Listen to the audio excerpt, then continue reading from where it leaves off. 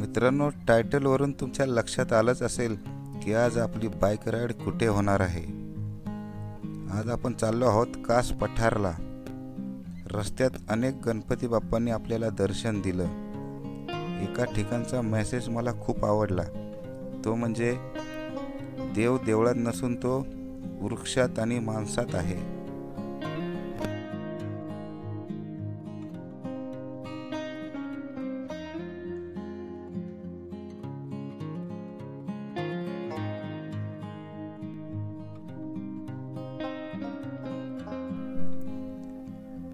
मित्रांनो, आज आपण जात आहोत स्वर्गीय रानफुलांच्या दुनियेत कास पठारला. कास पठारला वर्ल्ड नॅचरल हेरिटेज साईट किंवा नैसर्गिक जागतिक वारसा स्थळ म्हणून ओळखले जाते. सातारा शहराच्या पश्चिमेला जवळपास 22 किलोमीटरच्या अंतरावर कास पठार हे पर्यटन स्थळ आहे. आपल्याला यवतेश्वर घाटातूनच जावं लागतं.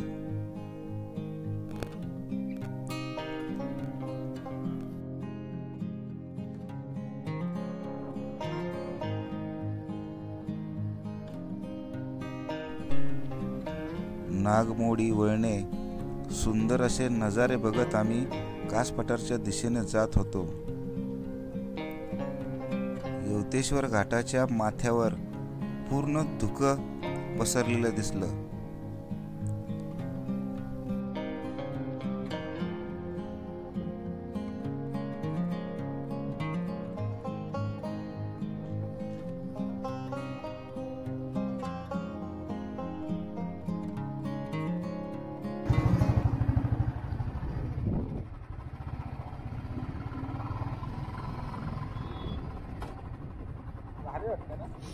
कास पठार इकडे खुलले का काय? अरे सॉरी.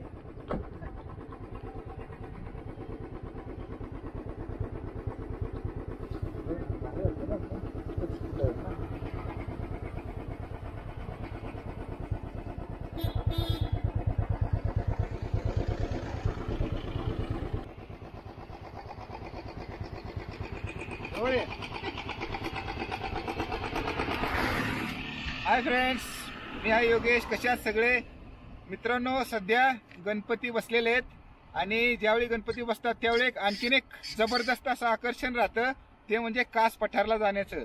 तर आता असाच विचार करून आपण आता कास पठारला चाललो आहोत. आणि तुम्ही माझ्या मागे बघू शकता, ही जी पिवळी फुलं आहेत पूर्ण त्यांनी एरिया व्यापून टाकलेला खूप जबरदस्त असा लुक आहे. आणि तुम्ही बघू शकता माझ्या मागे पुढे पूर्ण धुकं आहे. खूप छान असं फिलिंग आहे. तर कास पठारला आज आपण निघालो आहोत. म्हणजे नुकतंच आता कास पठार चालू झालेलं आहे. तर आपण तिकडे बघूया की काय नक्की म्हणजे फुलांची अवस्था काय, म्हणजे किती फुलं आलेली आहेत. तर हा तुम्हाला व्हिडिओ नक्की आवडेल. तुम्ही हा व्हिडिओ पूर्ण नक्की बघा.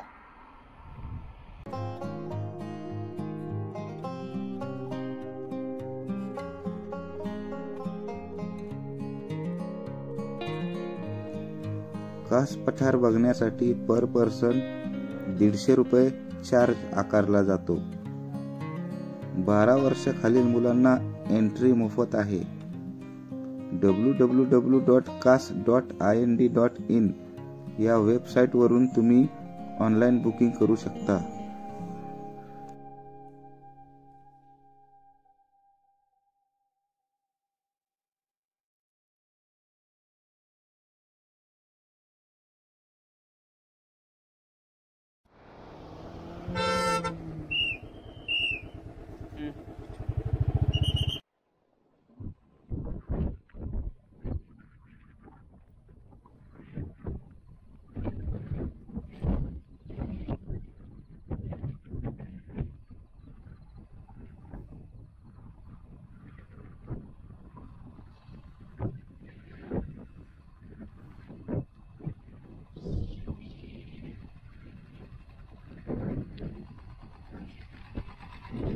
कास पठारावर आपली बाईक खूप भारी वाटते, खूप छान वाटते.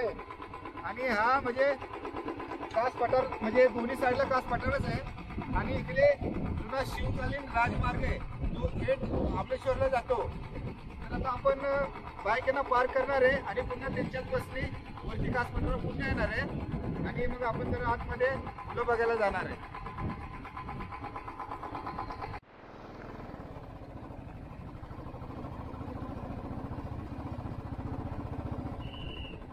ते आहे ना गेट नंबर 3 ला.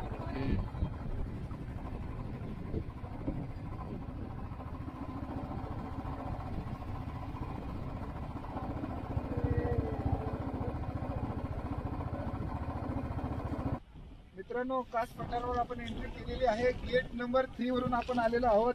तर तुम्ही बघू शकता खूप छान अशी फुलं इकडे वाटतात.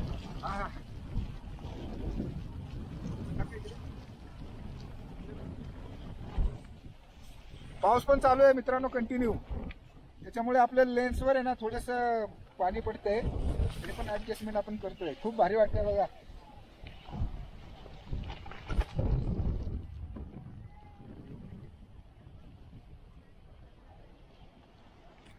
आता थोड्या वेळ आपण तिकडून खालून जाणार आहे पुढे.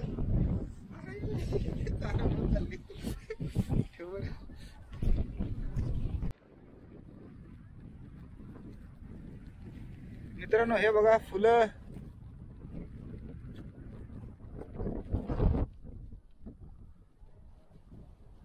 थोडस ऊन पडलेलं आहे आता सध्या.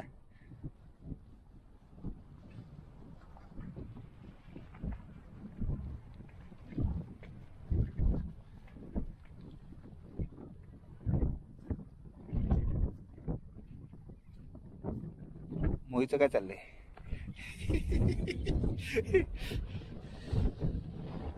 लेन्सवर पाणी पडते त्याच्यामुळे जरा एक प्रॉब्लेम होते ना.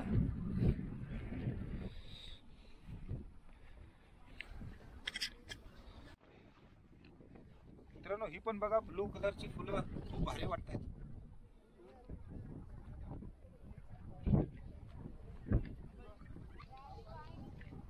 आणि इकडे बघा, इकडे तर खूपच आहे.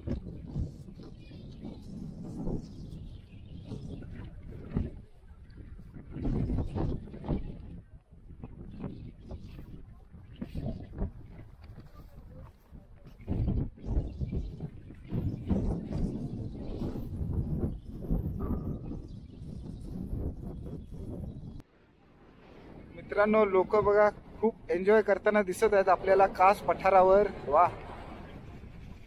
खूप छान.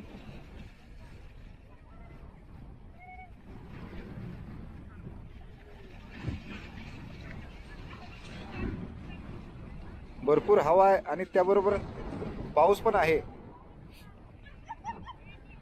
खूप थंड असं वातावरण आहे इकडे.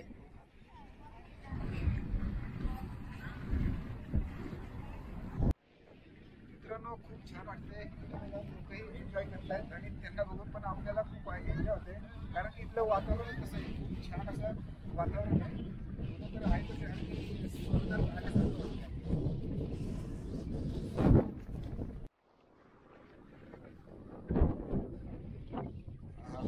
कसं वाटतंय? भारी ना फुलाचं सरंगार तर वाटतंच है ना. कशी डोलतायत मस्त. भारी.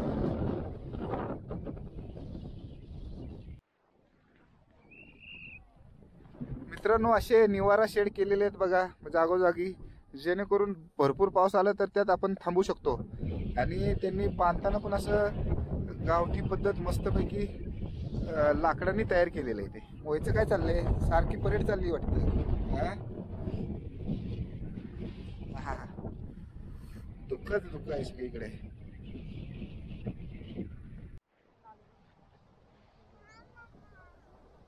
मित्रांनो फुलेच फुले, सगळीकडे फुलेच फुले. बघू शकता या साईडला पण बघा पूर्ण दुःख आहे. खूप छान. पाऊस नाही सध्या, भारी वाटते बघा. या साईडला सुद्धा बघा.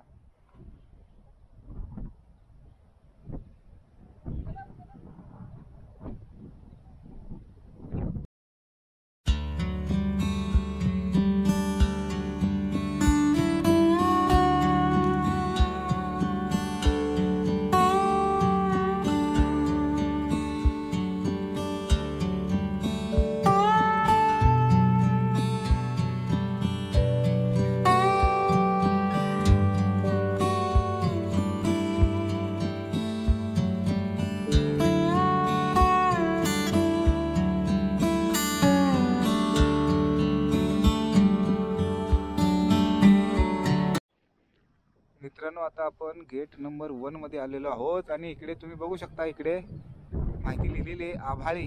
मगाशी आपण एक शूट घेतलं ते हे फुल होतं आभाळी है ना मोहित.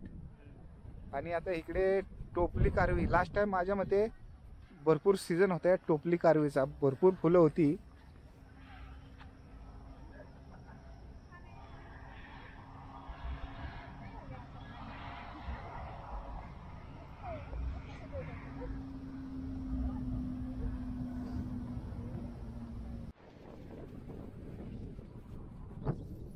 मित्रांनो भरपूर हवा आहे.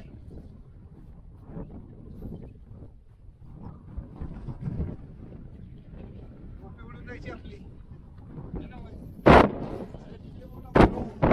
मित्रांनो त्या ठिकाणी भरपूर अशी फुलं आहेत. पूर्ण ते गुच्छाचं गुच्छ आहे. त्या ठिकाणी आपण जाऊ शकत नाही कारण तिथे कंपाऊंड केलेलं आहे. तिथे निळी फुलं भारी दिसतात तिकडे.